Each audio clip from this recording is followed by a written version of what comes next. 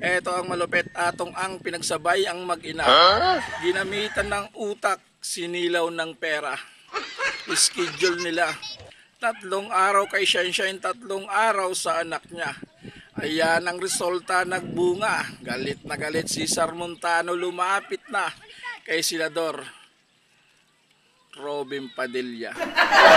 Speaking, Richie Barrito, ex ni atong ang. Parang demunyeta, tawa ng tawa.